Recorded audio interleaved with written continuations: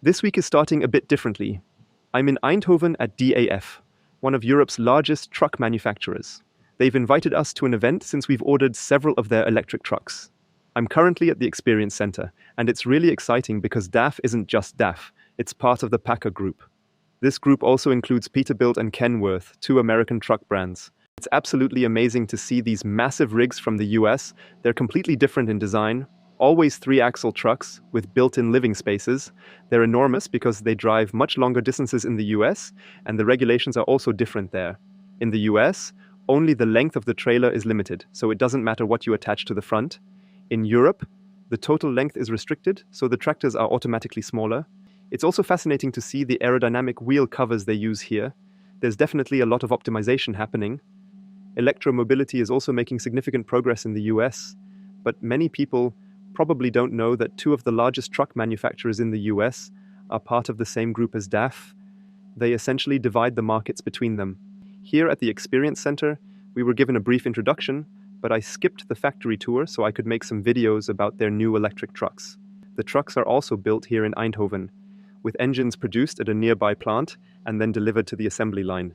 I'm now inside the DAF Experience Center, where they showcase their newest models and guide customers through their offerings. There's a small theater where we got an introduction to DAF's electric trucks and a bit of their history. Interestingly, DAF started working on electric trucks relatively early with the CF Electric. Over several generations, they've made significant progress, starting with a range of about 100 kilometers, then 200 kilometers in the second generation, and now they've unveiled the newest generation of electric trucks. The yellow models are the traditional combustion engine trucks, while in the back stands the new electric model in white. They have the XG, their classic large semi-truck, which can haul up to 50 tons in some countries. The XG and XG Plus are particularly well known for having the largest cabins that fully utilize the EU's regulatory limits. They were developed at the perfect time and are massive, with an extended wheelbase. We even have two of these in our fleet, and they're fantastic vehicles. Next to it, there's also an XF model, but the real highlight is in the back, the XF Electric. Up front, you'll notice the type designation 350 stands for the motor's kilowatt output, and the E naturally stands for electric. It also has some optional design elements that you can request or remove, as well as a prominent electric logo. The CCS port is on the left side and supports charging up to 325 kilowatts. You might notice the dual cap design. This is because it's also available with an optional AC charger. This means you can charge it via AC at a regular wall box with up to 22 kilowatts. For the largest configurations with maximum battery capacity, this feature isn't available, nor is it really needed. Packard, the parent company, also offers charging infrastructure you can order through the dealer. Walking around the truck, you'll notice the electric-specific blue accents. There are also optional digital side mirrors, and it has LED headlights. Now let's look at the truck's architecture. Here's one of the battery packs with a capacity of 105 kilowatt hours.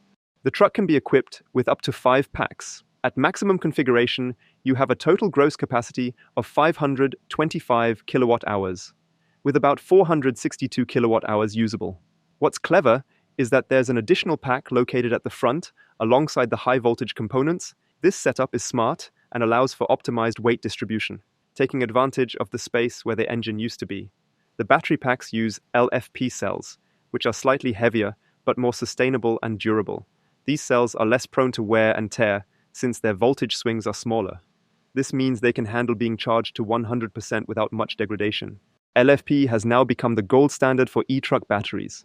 As for the powertrain, the electric motor produces 350 kilowatts and is connected to a 3-speed planetary gearbox. The 3 gears allow the truck to accelerate from a standstill with maximum payload using the first gear, then use the second gear up to about 50 kilometers per hour and switch to the third gear for higher speeds, improving efficiency. The power is transmitted to the rear axle via a driveshaft. This setup retains some traditional elements from combustion trucks. For a first-generation electric truck, it's a practical and effective design. Based on the specifications and architecture, the XF Electric makes a solid impression. This truck is available in various configurations, including different battery capacities and motor variants. Personally, and for Nano Janssen as well, the version with the longest range is the most interesting because it offers the most flexibility. Over the course of several years, customers and routes can change, so having flexibility is essential. There's also a smaller version, the XD, which is fully electric and built with a similar architecture. I'm here at DAF's test track, which features different driving profiles, and the trucks driving around are all electric trucks. We're now inside the cabin, which features a robust, minimalist design tailored for short-distance use. It even has 3 seats, along with digital side mirrors. One cool feature is the lower window, which is great for city driving as it helps avoid missing cyclists. The controls are fairly simple and standard. There's an emergency stop button, likely because this is a prototype vehicle. The steering wheel can fold down, but beyond that, there's not much to see. The interior is minimalistic, with some blue accents unique to the electric version. On the left, you have the usual speedometer, and on the right, a power display showing percentages. The battery is at 96% charge, and you can see a consumption reading of 201 kilowatt hours per 100 kilometers. That's likely inaccurate since the truck has probably never been driven much or lacks sufficient data. The range indicator of 37 kilometers is also off for the same reason and can be ignored. Interestingly, it shows the current power usage, around 2 kilowatts, likely for battery climate control or other systems. These details are always useful to understand where energy is going. There's an EV schedule feature, which lets you set charging plans when you want the truck to be ready to drive. You can also limit the battery's charge level between 30% and 100%. Additionally, there's a setting to lock or unlock the charging cable, which is simple yet very practical. That's it for the EV-specific settings. Going back to the main menu, you'll find details like driving time, daily distance, average speed, and energy consumption, both while driving and when stationary. The system shows kilowatt-hour usage during operation and idle time, with detailed breakdowns over the last 15 minutes and the last 500 kilometers. You can even set a consumption target and get warnings if you exceed it. There are also service-related stats like tire pressure, axle loads, and a clear display of the battery status. For instance, it shows that the high-voltage battery is discharging or being recharged, information that's vital for drivers. There are no warning messages currently, and the interface does a great job of presenting the essentials clearly. The infotainment system is quite basic. It lets you connect your phone, listen to the radio, or use Bluetooth. Smartphone mirroring is supported, but amusingly, the display still has an old lever icon that needs updating. I remember using the XG during driving school and found it funny that even with the TomTom app, there's a warning not to use mobile navigation, even though it's a truck-specific app. Overall, though, DAF has nailed the essentials. All EV-specific information is available, allowing drivers to monitor consumption, limit charging, and even control cable locking, features not commonly seen in e-trucks. It's a solid implementation. DAF has done their homework. This is the DAF XD Electric with the larger motor that I will drive now. It operates just like any automatic vehicle. The right-hand lever controls the recuperation levels, which can be set between 1 and 3, as shown on the display. You can comfortably drive all day on level 3, and when you lift your foot off the accelerator, the truck automatically recuperates. Ja, auf die Mittelstrecke fahren. Ja. Bis auf 60. We don't have any load in the trailer right now, so the truck feels quick, though it's not a powerhouse. And after a few kilometers, you get used to the digital side mirrors. Right now, we're driving at 67 kilometers or 42 miles per hour on level 3 recuperation, and the power indicator drops all the way down, but it doesn't show the exact regeneration power. We're climbing uphill with momentum, and even with full throttle, the truck continues to accelerate. It's definitely sufficiently powered. Now heading back downhill on level 3, the system fully regenerates, and I don't even need to use the brakes. However, such steep inclines aren't something you usually encounter on highways.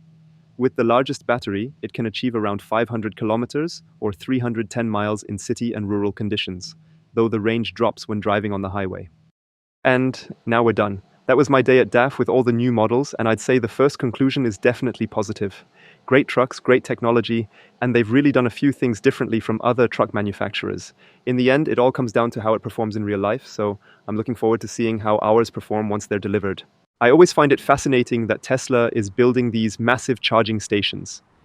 And here in the Netherlands, a lot of them are at these Van der Valk hotels. I think the idea was that it would attract wealthy customers that use the restaurant, and that story made sense back then. But now it's 2024, and things are looking a bit different. Now the cheapskates arrived. I've just quickly set up my kitchen, and I'm making myself instant noodles for €1.50.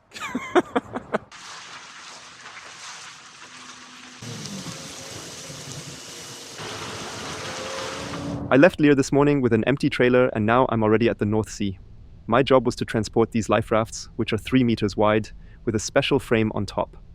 Unfortunately, my truck doesn't have the permit for it, so I met up with my colleague. Now I'm hauling his full trailer, and we're heading to Hamburg together, where the cargo will be unloaded onto the ship. Then we'll swap trailers, and I'll take the empty one for my next job. It's really cool to drive in a convoy. It reminds me a lot of my old days when I was a chauffeur during my university time. I used to pick up guests from Emirates at Munich airport and drive them all over Bavaria. It was pretty cool, and the highlight was driving in a convoy with several cars. It's the same here, and I feel a bit like a support vehicle for a heavy haul. Unfortunately, it's not a fully electric convoy, but I'll get my colleague to join me one day. I almost got him to switch trucks. Now I also have a direct contact person at Iveco who I can reach out for technical questions, which is something I already have at Scania. I also have this at DAF, even though we don't yet have a DAF truck. I've already had my first conversation with them, and we even talked about the brake lights and regeneration. They reassured me that it's definitely fine that the brake lights don't come on, as they only have to activate if the deceleration is 1.3 meters per second, which isn't the case here, so everything is compliant. But they're considering adding that feature in the future. Also, a fun fact, there are only 40 of the Iveco that I'm driving in Germany, so it's something very special, and they're already working on the next version, which will be improved in all areas. They mentioned that the performance of my truck is too much, and the new version will accelerate smoother, but I really like it and I'm really glad that I have this monster. If Iveco is listening, please never release a software update that limits the performance of this truck. We need to unload everything in Hamburg, and actually, we still have to go to customs. So we thought we'd split up, so my colleague can take care of the customs while I use the time to charge. That's why I'm back at my charging station, and it's quite funny because we've been talking a lot about how to park properly here, in which direction, etc., and then there's a truck that could have parked perfectly here but is instead parked on the wrong side. We met up again, swapped trailers, and now I'm right by the water in the middle of the Hamburg harbor. What a view. I've prepared everything and now I'm waiting to get unloaded. The life rafts are for a cruise ship and the piece on the front is most likely an emergency slide. But the AIDA ship always docks on one side, so to load the water side, this freighter with a crane will load the rafts onto the ship.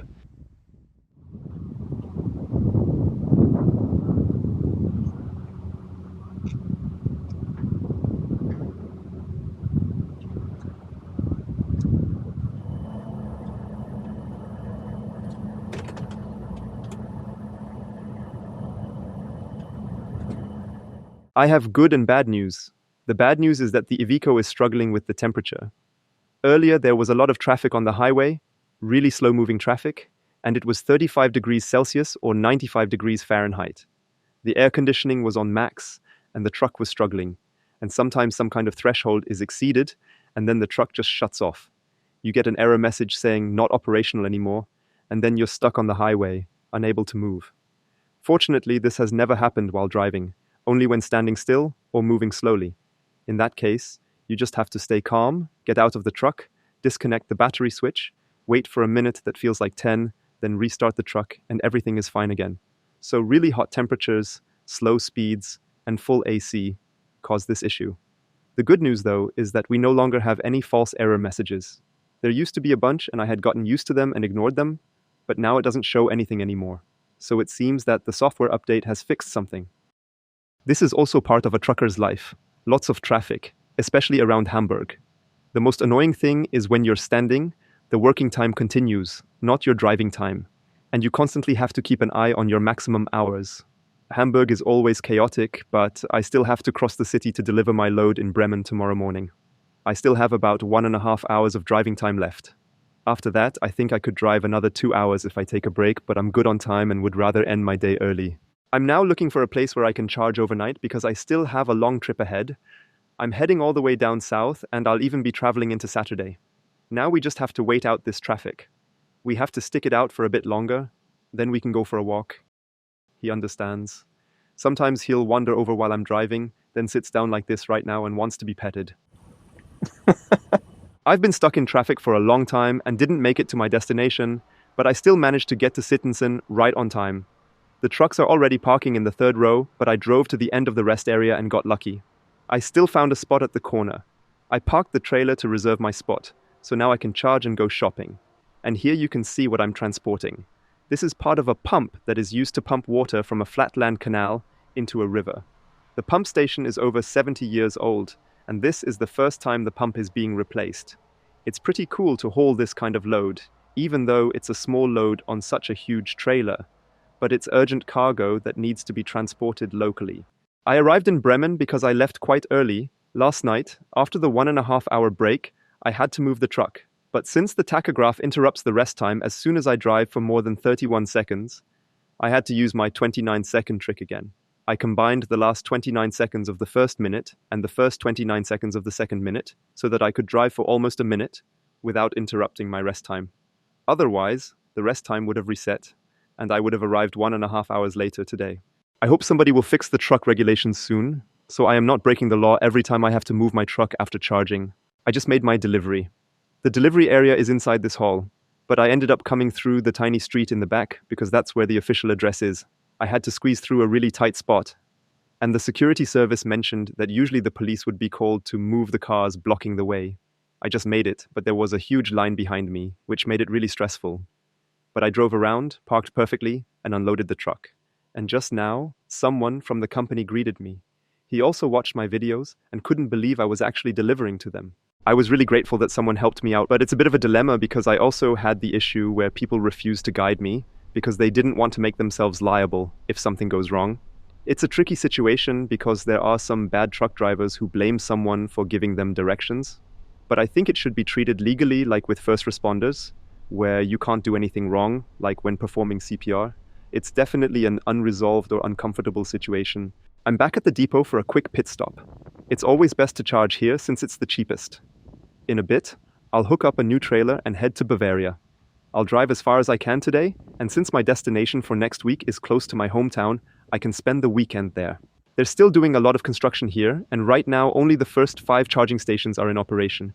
They're being gradually switched over to the new transformer. And here you see a new vehicle, the Iveco Daily Electric. It's charging here, and apparently it's a test vehicle. We also have a lot of sprinters, and we do a lot of moves and courier trips, so these 3.5-ton vehicles are really important. This is actually a very challenging environment because there are a lot of 3.5-ton vehicles on the road, so it's crucial that these get electrified. But for this segment, the addition of batteries makes it a bit more complicated. They're allowed to weigh up to 4.25 tons now, but it requires a tachograph, and the driving and rest times must be adhered to. There are also certain truck-related rules to follow, like turning right in the city at walking speed. But many small businesses just don't want to deal with the extra regulations, which makes this segment so challenging. I'm not sure what's installed in this vehicle, but I took a look underneath earlier, and it has a relatively large battery pack with the drivetrain in the back. You can see there's some space in the middle, so they could probably fit another battery pack. But I think it's great that we're testing this and gathering experience. It's just past 3 p.m., and I'm now heading south with 10 tons of plants and a single unloading point, which is perfect. I'll be unloading Monday morning, so I have enough time to get there. I still have about 6 hours of driving time left, so I'll be passing through the Kassel mountains. I'm curious to see how things are on Saturday evening. Earlier, I had a very philosophical thought. I wondered, what really makes a happy life? Some say you need to follow your passion to feel fulfilled in your career. Others say you need to start a family, that having kids is the greatest joy. But I realized what truly makes me happy. When the support leg on the trailer hitch turns easily. I occasionally do this when I couple and uncouple the trailer. Sometimes it's tough because they are a bit old and rusty or just haven't been oiled, but the one I have now is super smooth and it's a joy to turn. It's such a small thing, but it makes a big difference. I don't need much in life, but a perfectly functioning support leg. Now that's a real joy. I've changed my plan because I still had more driving time left, so I decided to drive a bit further to Knulwald. However, instead of going to the Aral Pulse station where I usually stop, there's a new Ionity station here. I started pretty early today, and I can only drive for another hour until I would have to take a break anyway. Also, I'm not sure how the parking situation is going to look like on Friday night. On the one hand, many long-distance drivers are at home because they're on the road during the week and have their weekend off. On the other hand, there are many drivers who've been on the road all week and will spend the weekend somewhere at a rest stop. Since the weekly rest period is 45 hours, and if they plan to leave on Sunday night, they need to be parked now. Looks like I worried a bit too much. There is lots of space here, so all the long-haul drivers are at home. Here's what the Ionity charging station looks like. Actually, I needed 3 attempts to start charging because there were communication problems each time. A lot of testing is done between the charging station manufacturers and the vehicles during so-called plug fests, It's an official event where manufacturers meet and test everything. I can understand that the Iveco isn't tested with ABB as often, so I just had to try again and then it worked after a while. And we always talk about air-cooled cables and water-cooled cables, but the cables used here by Hubert and Sooner are oil-cooled, which means they can withstand even higher temperatures. And here we have small container hotels. It's a simple container with 4 rooms inside. There's a shower, a bed, and a small table to sit at. And the story behind it is quite interesting. There was an EU mobility package stating that truck drivers can no longer spend their 45-hour weekly rest period in the truck, which makes total sense because it's inhumane to be stuck in there for 2 days. So, when transport companies send drivers somewhere, they should pay for a hotel. But they realized that probably won't work out, so this company built these micro hotels. It's a very interesting solution, and it would be cool to be able to pay a few euros for a shower or a comfortable night's sleep. I just checked how much one of these mini hotels costs, and it's actually 49 euros per night. It's not super cheap, but on the other hand, the location is really convenient for truck drivers because it's right around the corner. And somebody has to drive there and clean them, so I think it's a fair price. Interestingly, it said only 1 room was available, just like on Booking.com with its scarcity tactic, but I don't think 3 people are staying in there, because with the jet noise from the Iveco, they'd have left long ago. This is what makes truck driving fun. A beautiful Saturday morning and very little traffic. It's also fascinating how your perspective changes. Sometimes there are cars driving extremely slow, and it's always older drivers. I used to drive a Renault Zoe, which had a 22 kilowatt-hour battery, and I drove it over 200,000 kilometers, traveling all over Germany, often between Munich and Dresden, and even to the Netherlands. A few years ago, the charging infrastructure wasn't as good, so I had to stop for charging every 90 kilometers, and sometimes it meant driving slower, even hypermiling. As a truck driver now, I don't get upset, but it's still annoying that on a 2-lane highway, I have to switch lanes to overtake a car because it's driving slowly.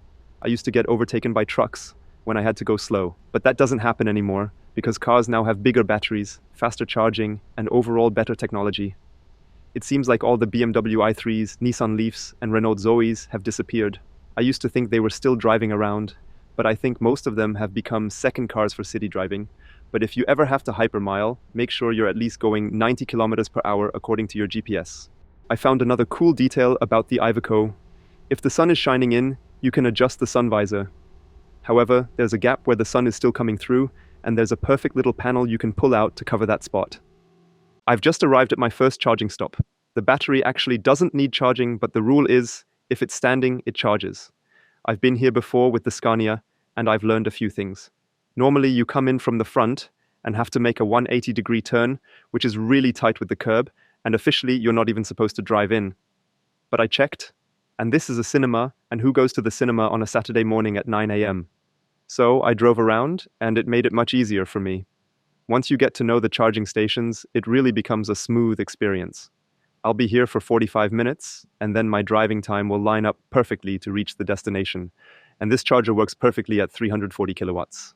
And nearby, there used to be V2 superchargers, but now they're being replaced with V4 superchargers. The V2 chargers only charged at 150 kilowatts, whereas the V4 can charge at 250 kilowatts, if not more. If they don't have to dig anything up, it should go pretty quickly. It's great to see that not only new charging stations are being built, but the old ones are also being upgraded. It's really fantastic for long-distance travel. If my electric truck can do it, then you can certainly do it with a car. And now the final leg of this week begins for me. I'm driving about 300 kilometers or 186 miles to Mühldorf, but there are quite a few country roads towards the end, so I'll lose a lot of time. I need 4 hours and 8 minutes, and I have 4 hours and 24 minutes of driving time left, so it should work out well. Once there, I'll charge the truck to get it ready for Monday. And I mentioned the 45-hour weekly rest period. In exceptional cases, you can even shorten it. The minimum requirement is 24 hours of rest, but you have to make up for the missing weekly rest within the following weeks. I made it.